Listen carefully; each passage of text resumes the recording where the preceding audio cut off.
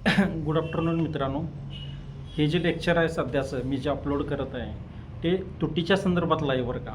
की तुटीचं जे 4 प्रकार आपण शासकीय स्तरावरती बघतो त्या संदर्भातलं हे काय लेक्चर आहे, लक्षात ठेवा. आता तुटीबद्दल सांगायच्या अगोदर सगळ्यात महत्त्वाची गोष्ट, तुम्ही बजेटचा चार्ट बघून घ्या बरं का. आपण बजेट बघतो की बजेटच्या 2 बाजू असतात, एक महसुली बाजू असते आणि दुसरी कुठली भांडवली बाजू असते. की महसुली बाजूला पुन्हा काय म्हटलं आपण, महसुली जमा आणि महसुली खर्च असतो, तर दुसऱ्या बाजूला भांडवली जमा आणि काय असतं, भांडवली खर्च असतो. ते का बघून घ्यायचं, कारण त्यातल्या ज्या काही टर्म असतील त्या इकडेही आपल्याला काय करतील, उपयोग येतात. लक्षात आलं का? त्याशिवाय ते लक्षात येणार नाही. त्यामुळे तुम्ही काय करा की बजेटचा चार्ट असेल नाही तर कोणत्याही पुस्तकामध्ये तो काय करा, तुम्ही अगोदर नीट बघून घ्या. लक्षात आलं? आता सरकारी स्तरावरती आपल्याला 4 पद्धतीच्या तुटी लक्षात ठेवायच्या असते. तूट म्हणजे आपण त्याला डेफिसिट म्हणतो बरं का इंग्रजीमध्ये. तुटीचा अर्थ काय होतो, नॉर्मली आपण एका बाजूला इन्कम किंवा उत्पन्न बघतो तर दुसऱ्या बाजूला खर्च किंवा एक्सपेंडिचर बघत असतो. तुमचं इन्कम आणि तुमचं एक्सपेंडिचर इक्वल असायला पाहिजे, म्हणजे असं आदर्श किंवा आयडियल स्टेटमध्ये मानू आपण तसं. पण बऱ्याचदा तसं होत नाही, लक्षात ठेवा. बऱ्याचदा तुमचा इन्कमपेक्षा तुमचा एक्सपेंडिचर काय असतो, जास्तीचा असतो, आणि हे शासकीय स्तरावरती होत असतं, लक्षात ठेवा. मग आता हे एक्सपेंडिचर जास्तीचा असतो ना, तो सरकार कसा करतं, तर सरकार लोन घेऊन करतं, लक्षात ठेवायचं. त्याला आपण काय म्हणतो, आपण कर्ज म्हणतो. मग ते कर्ज देशांतर्गत घेतलं गेलेलं असेल किंवा देशाबाहेरून घेतलं गेलेलं असू शकतं, लक्षात ठेवा. त्यामुळे तूट याचा अर्थ काय होतो, तर तुमच्या इन्कमपेक्षा तुम्ही जास्तीचा केलेला खर्च म्हणजे काय तो तूट येतो, लक्षात ठेवायचा. मी मागं अंदाजपत्रक एकदा असंच अपलोड केलं होतं, त्याच्यामध्ये सांगितलं होतं की अंदाजपत्रकाचे 3 टाईप असतात म्हटलं. एक म्हणजे काय म्हटलं आपण, समतोल अंदाजपत्रक. त्याच्यामध्ये सरकारचं काय म्हटलं, उत्पन्न आणि सरकारचा खर्च हा कसा असतो, इक्वल असतो. म्हणजे revenue receipt plus capital receipt is equal to revenue expenditure plus capital expenditure. इंग्रजीमध्ये ते 4 टर्म आहेत ना, त्या समजायला इझी आहेत, लक्षात ठेवा. आता हे काय झालं म्हटलं, मी तुम्हाला समतोल म्हटलं, त्याला बॅलन्सड काय म्हणतो आपण, त्याला बजेट म्हणतो. दुसरा प्रकार कुठला येतो, तर दुसरा येतो तो सरप्लस बजेट म्हणतो. सरप्लस म्हणजे शिल्की अंदाजपत्रक. म्हणजे ज्यावेळी सरकारचं उत्पन्न हे सरकारच्या खर्चापेक्षा अधिक असतं, असं अंदाजपत्रक म्हणजे काय येतं म्हटलं मी तुम्हाला, सिल्की अंदाजपत्रक येतं. म्हणजे सरप्लस बजेट म्हणतो. म्हणजे revenue receipt plus capital receipt हे कसं असतं, revenue expenditure plus capital expenditure ह्याच्यापेक्षा कसं असतं, जास्तीचं असतं. त्यानंतर पुन्हा तिसरे जे येतो तो कन्सेप्ट, तो कुठला येतो, तर तो येतो तुटीचा येतो. की तुटीचा अंदाजपत्रक किंवा त्याला डेफिसिट काय म्हणतो आपण, त्याला बजेट म्हणतो. म्हणजे सरकारी उत्पन्न हे सरकारच्या खर्चापेक्षा कसं असतं, कमी असतं. सरकारचा खर्च काय असतो, उत्पन्नापेक्षा कसा असतो, जास्त असतो. तर सेम तुटीच्या संदर्भातला सुद्धा कन्सेप्ट तुम्ही लक्षात ठेवायचा. की पहिला जो प्रकार येतो त्याला आपण रेव्हेन्यू काय म्हटलं आपण, त्याला रिसिप्ट रेव्हेन्यू काय म्हणतो आपण, त्याला डेफिसिट म्हणतो. रिसिप्ट नाही बरं का, चुकून शब्द आला तो.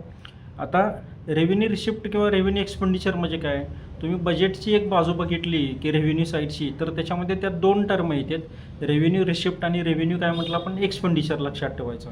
रेव्हेन्यू रिसिप्ट म्हणजे काय, सरकारला टॅक्सेस आणि नॉन टॅक्सेस याच्या माध्यमातून जे उत्पन्न मिळतं ते सगळं कशामध्ये जमा केलं जातं, रेव्हेन्यू ज्याला आपण अकाउंट म्हणतो ना आपण, किंवा महसुली बाजू म्हणतो ना, त्याच्यामध्ये येतं ते. आता सरकारकडं जसं उत्पन्न जमा होतं तसा सरकारचा काय असतो, खर्चसुद्धा असतो, लक्षात ठेवायचा. तर तो कशामध्ये येतो, रेव्हेन्यू काय म्हटलं आपण, एक्सपेंडिचरमध्ये येतो. त्यामुळं रेव्हेन्यू डेफिसिट याची डेफिनेशन कशी येते, तर revenue expenditure minus revenue receipt.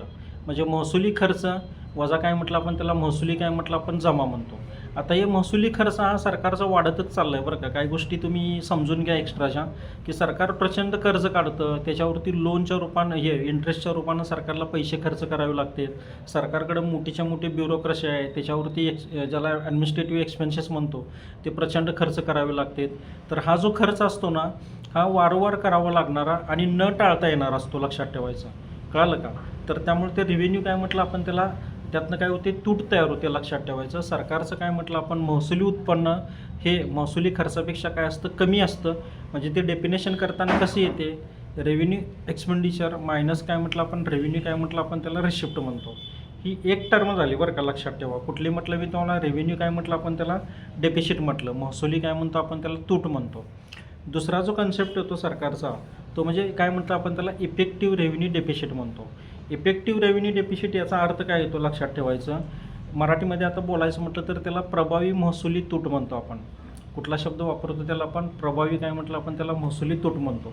आता हे प्रभावी महसुली तूट म्हणजे काय, अगोदर एक कन्सेप्ट तर आपण बघितला की रेव्हेन्यू काय म्हटलं आपण, त्याला डेफिसिट म्हटलं. तर ह्या रेव्हेन्यू डेफिसिटमधनं जर आपण सरकारनं म्हणजे केंद्र सरकारनं राज्यांना दिलेलं जे अनुदान असेल ते जर वजा केलं तर काय करतो आपण, जी आलेली जी काय अमाऊंट असेल किंवा आलेली जी काय कन्सेप्ट असेल त्याला आपण इफेक्टिव्ह रेव्हेन्यू काय म्हटलं आपण त्याला डेफिशिट म्हणतो. बऱ्याचदा केंद्र शासन काय करतं, राज्यांना अनुदान देतं. ते वेगवेगळ्या कारणासाठी देतं. लक्षात ठेवा, एखाद्या राज्यामध्ये पूर किंवा नॅचरल कॅलॅमिटी काय आली तर केंद्र शासन राज्यांना काय करत असतं, मदत करत असतं. तर जी काय अशी जी काय मदत असेल ती जर काय म्हटलं मी तुम्हाला रेव्हेन्यू डेफिशिट म्हटलं आपण, महसुली तूटमधनं त्यातनं जर वजा केली तर आलेली डेफिनेशन काय येते म्हटलं आपण त्याला इफेक्टिव्ह रेव्हेन्यू काय म्हटलं आपण त्याला डेफिशिट येते. त्यानंतर तिसरी जी टर्म येते ती कुठली येते तर फिस्कल डेफिशिट येते. लक्षात ठेवा, फिस्कल डेफिशिट याचा अर्थ काय होतो तर सरकार खर्च करतं. किती पद्धतीचा, 2 पद्धतीचा करतं. एक कुठला महसुली खर्च करतं आणि कॅपिटल एक्सपेंडिचर ज्याला भांडवली खर्च म्हणतं ना ते करतं. मी तुम्हाला अगोदरच सांगितलं की महसुली खर्च कसा असतो म्हटलं, अनुत्पादक असतो की त्यातनं प्रॉडक्टिव्ह ॲक्टिव्हिटीज वगैरे काही होत नाहीत. लक्षात ठेवा की पगार असेल किंवा आणि काय म्हटलं आपण इंटरेस्ट पेमेंट असेल, हे जे सगळं येतं यातनं काय होतं, कुठलीही भांडवली वस्तूंची निर्मिती वगैरे होत नाही. लक्षात ठेवा. पण दुसरा जो खर्च असतो त्याला आपण काय म्हटलं, कॅपिटल एक्सपेंडिचर म्हटलं. तो वाढणं आवश्यक असतं. तो कारण का त्यातनं ॲसेटची निर्मिती होते. शाळा बांधणं, धरणं बांधणं, रेल्वेचा ट्रॅक याचा विस्तार करणं, विमानतळ बांधणं. लक्षात आलं का, त्यातनं ॲसेट्स म्हणतो त्याची काय होते, निर्मिती होते. तर तो जो सरकारचा खर्च आहे का नाही त्याला कुठला शब्द वापरला जातो तर त्याला टोटल एक्सपेंडिचर शब्द वापरायचा. महसुली खर्च अधिक काय म्हणतो आपण त्याला भांडवली खर्च म्हणतो. आता यातनं मायनस काय करायचं, रिकव्हरी ऑफ लोन्स म्हणतो आपण त्याला. रिकव्हरी ऑफ लोन्स याचा अर्थ काय, सरकारनं कधी काळी लोन दिलेलं आहे, कर्ज ज्याला अमाऊंट म्हणतो ती दिलेली आहे. मग ती राज्यांना दिलेली असेल, पब्लिक सेक्टरमधल्या कंपन्यांना दिली असेल किंवा देशाबाहेर दिलेली असेल, ती त्यातून मायनस करायची. मायनस नॉन डेप्ट काय म्हणतो आपण त्याला, कॅपिटल रिसिप्ट्स म्हणतो. नॉन डेप्ट याचा अर्थ काय, त्यातनं सरकारवरती कर्जाचा बोजा तयार होत नाही. लक्षात ठेवायचं की ते सरकारला मदत म्हणून मिळालं आहे असं म्हटलं तरी चालतं. आता हे नॉन डेप्ट कॅपिटल रिसिप्टचं पुन्हा का नाही म्हणजे आता एकच शब्द यूज करू आपण त्याला कॅपिटल रिसिप्ट म्हणून, मग तो तुमच्या लक्षात येईल. कॅपिटल रिसिप्ट म्हणजे काय, भांडवली काय म्हटलं आपण जमा म्हटलं. आता हे भांडवली जमा पुन्हा 2 टाईपचे असते. लक्षात ठेवायचं का, एक डेप्ट क्रिएटिंग म्हणतो. डेप्ट याचा अर्थ काय, सरकारवरती कर्ज तयार करणारे.